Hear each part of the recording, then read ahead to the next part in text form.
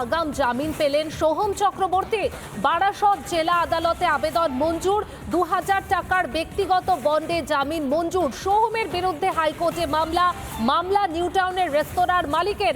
7ই June নিউটাউনের রেস্তোরাঁয় সোহমের গুন্ডাগিরি। আমরা কথা বলবো আমাদের প্রতিনিধি টিটমের সঙ্গে। টিটম, 2000 টাকার ব্যক্তিগত বন্ডে জামিন মঞ্জুর। আর কি তথ্য রয়েছে তোমার কাছে জামিনের ব্যাপারে?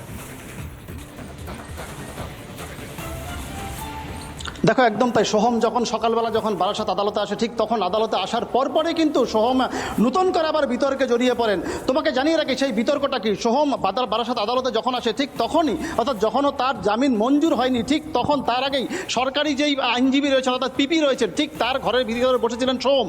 জানিয়ে কিন্তু বিরোধীরা শিবির তারা কিন্তু প্রশ্ন তুলতে শুরু করেছেন যে যেখানে দাঁড়িয়ে একজন অভিযুক্ত, তিনি অভিনেতা বা যে বিধায়ক, তিনি কিভাবে সরকারি আইনজীবী তার যে ইজলাস রয়েছে সেখানে গিয়ে তিনি কিভাবে বসেন, যেখানে তার তার যে জামিন, সেই জামিন এখনো পর্যন্ত মঞ্জুর হয়নি। ঠিক তারপরই যদিও তার আইনজীবী তিনি কিন্তু ছাপাই দেন যে তারা বিচারকের কাছ থেকে অনুমতি নিয়েই তাকে অর্থাৎ যে বসার জন্য আদালত চত্বরের মধ্যে যে কোনো জায়গায় তিনি বসতে পারেন এমনটা কিন্তু ছাপাই দেন। জানিয়ে কিন্তু বিরোধী শিবিরের আইনজীবী তারা কিন্তু প্রশ্ন তুলছেন যে এটা কিন্তু সমাজের মাধ্যমে কিন্তু এটা কটূক্তির বিষয়, যদিও শাসক দল বলেই কিন্তু এটা সম্ভব, এমনটাই কিন্তু বিরোধী শিবিরের আইনজীবী যারা রয়েছেন তারা প্রশ্ন তুলছেন। তোমাকে জানিয়ে রাখি যে 2000 টাকার ব্যক্তিগত বন্ডে মূলত 4টি ধারায় যে মামলা রুজু করা হয়েছে সোহমের বিরুদ্ধে, সেই ধারায় তাকে বারাসত আদালত জামিন দেওয়া হয়। তুমি জানো যে আগামীকাল কলকাতা হাইকোর্টে তার যে বিচারপতি অমৃতা সিনহা সেই বেঞ্চেই মামলার তার যে বারাসত তার যে হাইকোর্টের যেই মামলা রয়েছে সেখানে শুনানি হবে। কিন্তু তার আগেই আজকে বারাসত আদালত তাকে জামিন দিয়ে দিয়েছেন। কিন্তু প্রশ্ন একটাই, যে অর্থাৎ এর আগে যখন সোহমের যে ঘটনা সামনে আসে, অর্থাৎ যেভাবে রেস্তোরাঁর মালিককে মারধর করা হয়, যেভাবে সিসি ক্যামেরার ফুটেজ সামনে নিয়ে আসেন রেস্তোরাঁ মালিক, অর্থাৎ বারবার করে সোহম যখন বলছিলেন তখন কিন্তু সমাজের বিভিন্ন মাধ্যম কিন্তু এই নিয়ে সোহমকে নিয়ে কার্যত বলা চলে এরা কটূক্তি শুরু হয়। যদিও সোহম পরবর্তীতে তিনি তার অর্থাৎ যিনি অন্যায় স্বীকার করেছেন। কিন্তু প্রশ্ন একটাই, একজন জনপ্রতিনিধি হয়ে, একজন বিধায়ক, একজন অভিনেতা হয়ে তিনি কিভাবে একজন রেস্তোরাঁর মালিককে মারধর করেন, এই প্রশ্নটা কিন্তু ঘুরপাক কাটছে। যদিও রেস্তোরাঁ মালিক তিনি কিন্তু হাইকোর্টের দ্বারস্থ হয়েছিলেন এবং হাইকোর্টে সেই মামলা হবে আগামীকাল।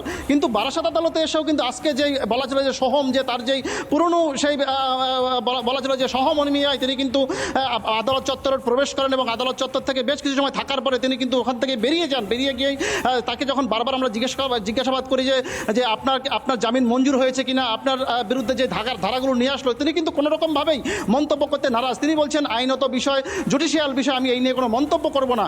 স্বাভাবিকভাবেই যেই প্রশ্নটা কিন্তু বারবার উঠছে, সোহম কিন্তু সংবাদ মাধ্যমকে এড়িয়ে গেলেন। কিন্তু সংবাদ মাধ্যমকে এড়িয়ে গেলেও এখানেও কিন্তু প্রশ্ন যে বারাসত আদালতে তিনি সরকারি আইনজীবী, অর্থাৎ আমরা সাধারণত যেটা জানি যে সরকারি আইনজীবী যখনই কোনো অভিযুক্তকে আদালতে নিয়ে আসা হয় তখন তার বিরুদ্ধে হয়ে সেই আইনজীবী সওয়াল করেন। সেই জায়গায় দাঁড়িয়ে সরকারি আইনজীবীর যে এজলাস, সেই এজলাসের মধ্যেই সোহম বসেছিলেন, একজন বিধায়ক যিনি অভিযুক্ত ছিলেন।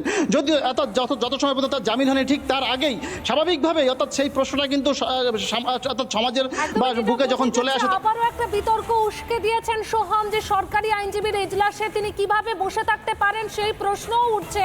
আমরা পরে আবারও তোমার কাছে ফিরবো। আপাতত ধন্যবাদ তোমাকে। আর এই যে ঘটনা, বারাসত জেলা আদালতে আবেদন মঞ্জুর।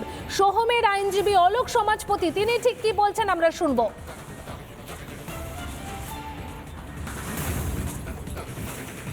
41 দিয়েছিল, 506 দিয়েছিল, 323 দিয়েছিল, অল আর বেলেবেল। 2000 টাকা আজকে সারেন্ডার করলেন, all are bailable section and accordingly আগাম জামিন পেলেন সোহম চক্রবর্তী। বারাসত জেলা আদালতে আবেদন মঞ্জুর। 2000 টাকার ব্যক্তিগত বন্ডে জামিন মঞ্জুর। সোহমের বিরুদ্ধে হাইকোর্টে মামলা নিউটাউনের রেস্তোরাঁর মালিকের।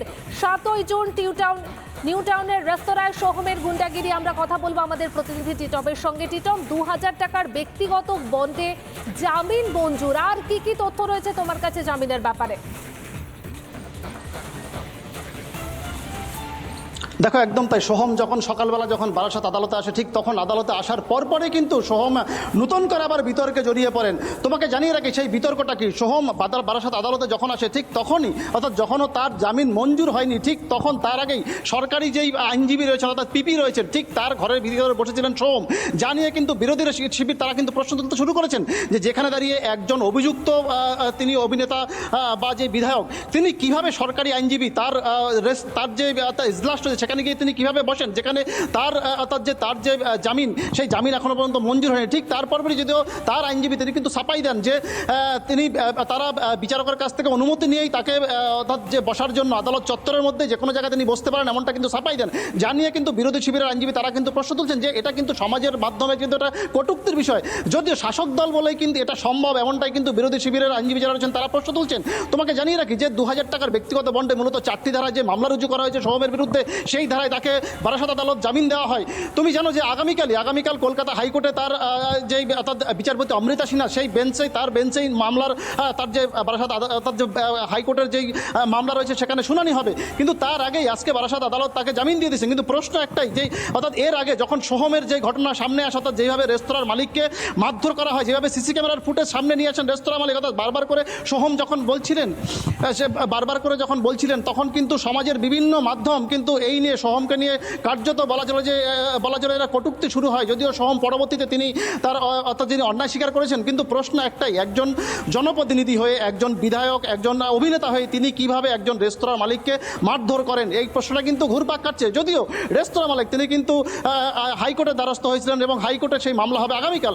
কিন্তু বারাসত আদালতে এসেও কিন্তু আজকে যেই বলা চলে যে সোহম যে তার যেই পুরনো সেই বলা চলে যে সহমর্মিয়ায় তিনি কিন্তু আদালত চত্বরে প্রবেশ করেন এবং আদালত চত্বর থেকে বেশ কিছু সময় থাকার পরে তিনি কিন্তু ওখান থেকে বেরিয়ে যান। বেরিয়ে গিয়েই তাকে যখন বারবার আমরা জিজ্ঞাসাবাদ করি যে আপনার জামিন মঞ্জুর হয়েছে কিনা, আপনার বিরুদ্ধে যে ধারাগুলো নিয়ে আসলো, তিনি কিন্তু কোনো রকমভাবেই মন্তব্য করতে নারাজ। তিনি বলছেন আইনত বিষয়, জুডিশিয়াল বিষয়, আমি এই নিয়ে কোনো মন্তব্য করব না। স্বাভাবিকভাবেই যেই প্রশ্নটা কিন্তু বারবার উঠছে, সোহম কিন্তু সংবাদ মাধ্যমকে এড়িয়ে গেলেন। কিন্তু সংবাদ মাধ্যমকে এড়িয়ে গেলেও এখানেও কিন্তু প্রশ্ন যে বারাসত আদালতে তিনি সরকারি আইনজীবী, অর্থাৎ আমরা সাধারণত যেটা জানি যে সরকারি আইনজীবী যখনই কোনো অভিযুক্তকে আদালতে নিয়ে আসা হয় তখন তার বিরুদ্ধে হয়ে সেই আইনজীবী সওয়াল করেন। সেই জায়গায় দাঁড়িয়ে সরকারি আইনজীবীর যে এজলাস, সেই এজলাসের মধ্যেই সোহম বসেছিলেন, একজন বিধায়ক যিনি অভিযুক্ত ছিলেন। যদিও যত সময় পর্যন্ত তার জামিন হয়নি, ঠিক তার আগেই স্বাভাবিকভাবেই অর্থাৎ সেই প্রশ্নটা কিন্তু অর্থাৎ সমাজের বুকে যখন চলে আসে। আবারও একটা বিতর্ক উস্কে দিয়েছেন সোহম যে সরকারি আইনজীবীর এজলাসে তিনি কিভাবে বসে থাকতে পারেন, সেই প্রশ্নও উঠছে। আমরা পরে আবারও তোমার কাছে ফিরবো। আপাতত ধন্যবাদ তোমাকে। আর এই যে ঘটনা, বারাসত জেলা আদালতে আবেদন মঞ্জুর, সোহমের আইনজীবী অলোক সমাজপতি তিনি ঠিক কি বলছেন আমরা শুনবো।